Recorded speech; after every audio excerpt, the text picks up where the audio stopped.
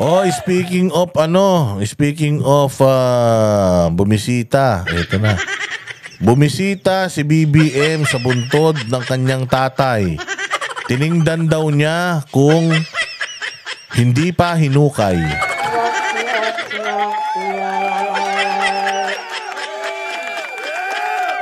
Panoorin natin. Binisita ni Pangulong Bongbong Marcos ngayong undas ang puntod ng kanyang ama na si dating Pangulong Ferdinand Marcos Sr. Huwag mo nang bisitahin, so hamahan mo na. Para tapos na problema mo, magkasama na kayo dun. Namimiss mo ba?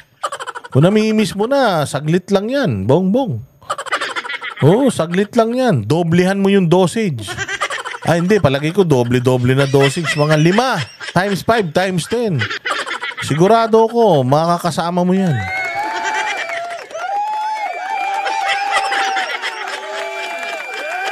Dati kung suminghot ka dito lang sa butas na to, gawin mong pati butas, pati tenga, bibig. Singhutin mo na sa lahat ng butas ng katawan mo.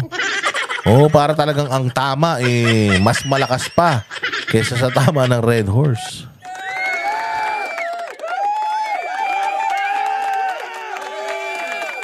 Kita mo, sabi dito ni Goyce Backley, very well said, Boss Dada. Kasambahay namin mga taga Mindanao, liblib na lugar, transistor radio gamit.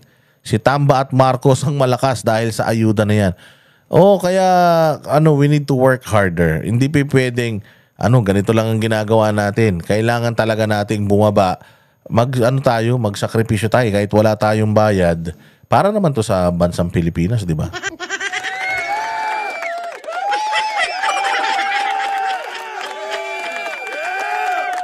Di daw pwede, baka kutusan siya ng tatay niya. Hindi, gusto niya, doon siya tumakbo sa lolo niya, lola niya, ganyan.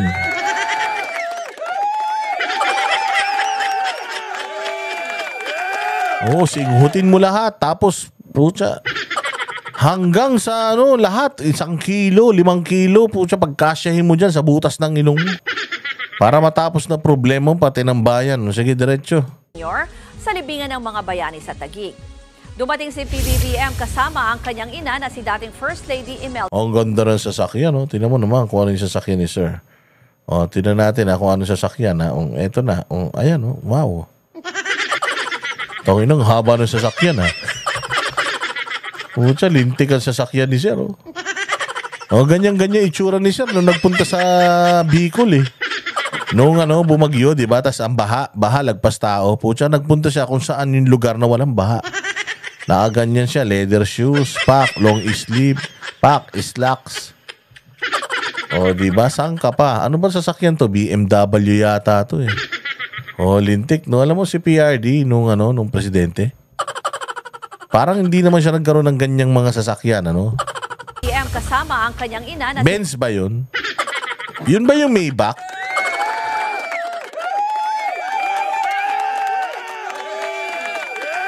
Sabi ni Anharot, isama niya na rin si Imelda. Grabe ka naman. Ang ginawa si Imelda, ang kasalanan lang naman ito ni Imelda, yung iluwal to si Bongbong.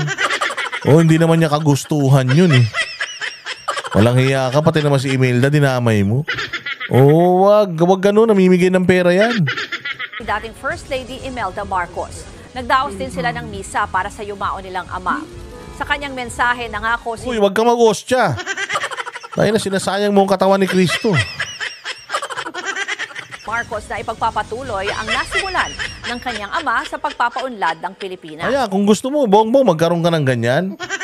Magkaroon ka ng... anong tawag dito? Anong tawag nga pala dun sa yung ginagawang ka ng mga ganito ulo-ulo? Anong tawag dyan? Hindi ko, nasa dulo ng dila ko Yung ginagawang ka ng estatwa mo na kalahati lang, anong tawag dyan? Yung mga matatalino, hindi ribulto. Hindi emboss. Hindi ribulto.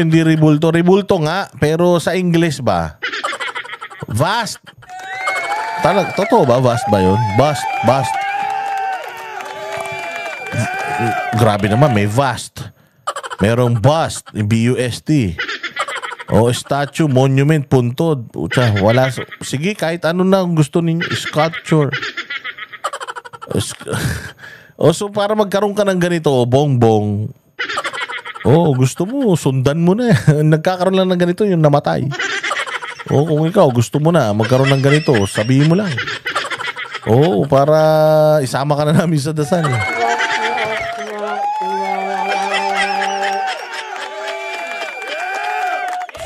Dagdag niya naway maging inspirasyon ang paggunita sa mga mahal nating Utang ina niyan. Paano magiging inspirasyon yung November 1? Let this day of memorial rekindle us to be better persons. Putang ina niyan. Better Filipinos and better stewards of our beloved nation. Putang lakas ang tama nito, no? Araw ng patay. Ano to? Independence Day? Loko-loko ka ba?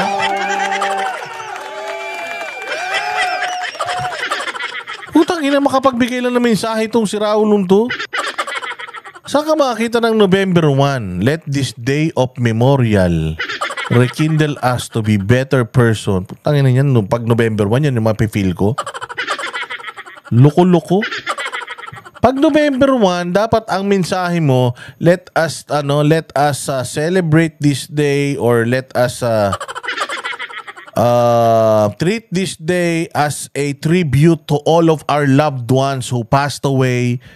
Let us remember all their advocacies, all the good things that they did to us, and all the chismis, mga ganyan. Yan to.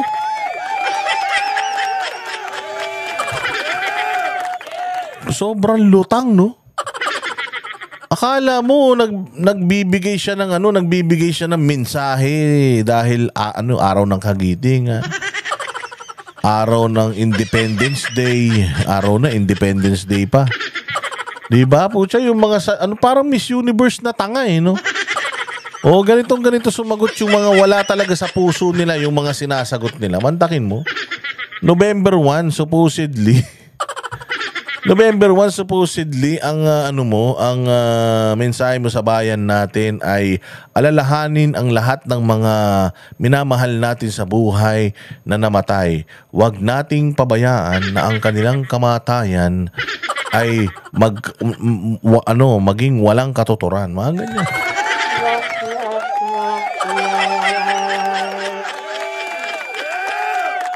Tokol, lakas talaga.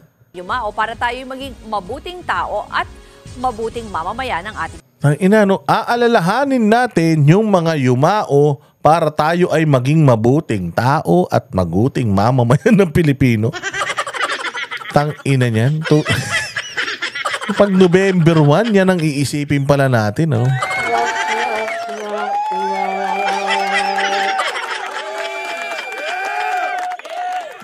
Yan, ang labo ng statement na to. Bansa. Tumanggi namang magsalita ang Pangulo nang hingan siya ng komento sa banta ni Vice President Sara Duterte na ipahuhukay ang labi ng kanyang ama. Mamaya pag-usapan natin yan. Pero kita mo si Bongbong kumuha pa ng ostya. Baka singhutin mo yan. Baka durugin mo pa yan, tas singhutin mo pa yan. Masama yan.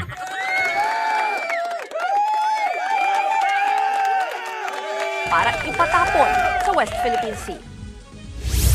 I'd like to ask of your thoughts about the statement made by the Vice President about the remains of your father. Oops! Mamaya pag-usapan natin. Pero matindi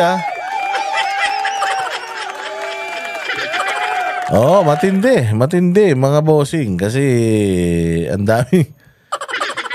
daming nitong mamang to, mga galawan nitong hindi maintindihan pero sige.